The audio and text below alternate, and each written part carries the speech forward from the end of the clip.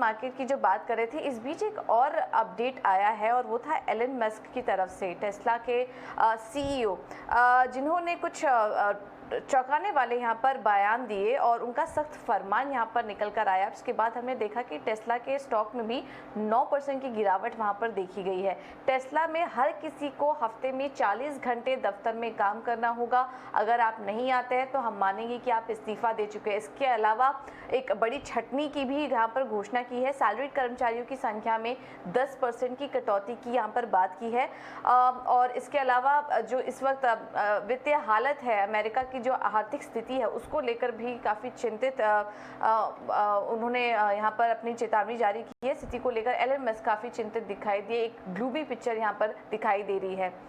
Mansi, Elon Musk का ये जो फरमान आया है, जेपी मॉर्गन के भी बयान हमने सुने थे, उसके बाद एलन मस्क का इस तरह के फरमान निकल कर आ रहे हैं, इसका भी इम्पैक्ट हमने देखा ग्लोबल मार्केट में पड़ा, और क्या क्या डिटेल्स निकल कर आया और क्या क्या कहना था उनका, इस जो भी कमेंट्स उनकी तरफ से निकल कर आए हैं उसमें?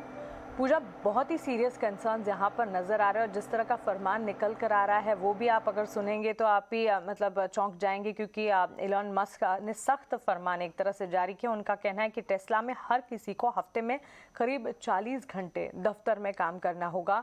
अब एक बात तो ठीक, चलिए, जिस तरह से स्ट्रैटेजी बिल्टअप होती हुई दिख रही है, टेस्ला को जिस लेवल तक पहुंचाने की कोशिश है, उसमें काम या मेहनत करना तो बिल्कुल सही है, लेकिन इस वक्त इस तरह का फरमान निकल कर आना और उसके बाद उसमें जो एडिशंस होते हुए दिखें, जबकि इलॉन मस्क का ये भी कहना था कि अगर आप नहीं आते हैं तो वो मानेंगे कि उन्होंने जो एम्प्लॉय हैं जो नहीं आ रहे हैं और 40 घंटों का जो टारगेट है उसे पूरा नहीं कर रहे हैं, अगर वो एम्प्लॉय नहीं कर पाता तो मानकर ये चला जाएगा कि एम्प्लॉय ने इस्तीफा दे दिया है। अब ये एक तरह से काफी हद तक एक स्ट्रिक्ट स्टेटमेंट आता हुआ इलॉन मस्क की तरफ से आता हुआ दिखा। सैलरीड कर्मचारियों की संख्या में 10% की कटौती भी यहाँ पर करनी होगी।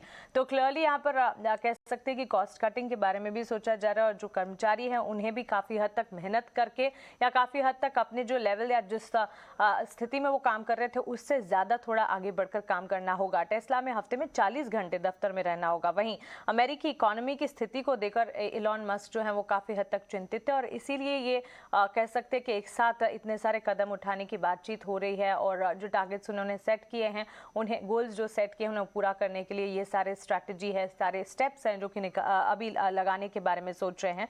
और इलॉन मस्क के बयान पर सफाई यहाँ पर आती हुई कुल कर्मचारियों की संख्या जो है वो बढ़ती हुई दिखेगी, ऐसी भी एक सफाई आती हुई जरूर नजर आई है। लेकिन on the face of it बात यही है कि एक सख्त फरमान कर्मचारियों के लिए निकल कर आता हुआ दिखा। इसके पीछे के रीजनिंग क्या है, अचानक से इतने बड़े फरमान के पीछे का क्या एक सबसे बड़ी वजह क्या हो सकती है, और क्या कर्मचारी जो हैं इतने बड़े फरमान जो कि इलॉन मस्क ने जारी कर दिए हैं इसे पूरा कर पाते हैं या नहीं, और ये कितनी हद तक सही है, इसे भी समझना होगा। बिल्कुल। और मानसी, मैं तो कभी कहीं ये भी पढ़ रही थी कि उनका ये भी कहना था, एक कमेंट में आया कि काफ़ी सुपर बैड फीलिंग निकल कर आ रही है यहाँ पर अमेरिका में इस वक्त जो हालात चल रहे हैं। तो काफ़ी डराने वाले बयान आए हैं एलन मस्क की तरफ से, और वहाँ के जो बड़े बड़े कमेंट्स, बड़े बड़े जो एक्सपर्ट हैं, सीईओ हैं, बिजनेस हाउस है, उनकी तरफ से इस तरह के कॉमेंट आना थोड़े डराने वाले हैं। चलिए मानसी, बहुत बहुत शुक्रिया लेकिन आपका ये सारी डिटेल्स और अपडेट हमारे लिए लेकर आने के लिए। अब आगे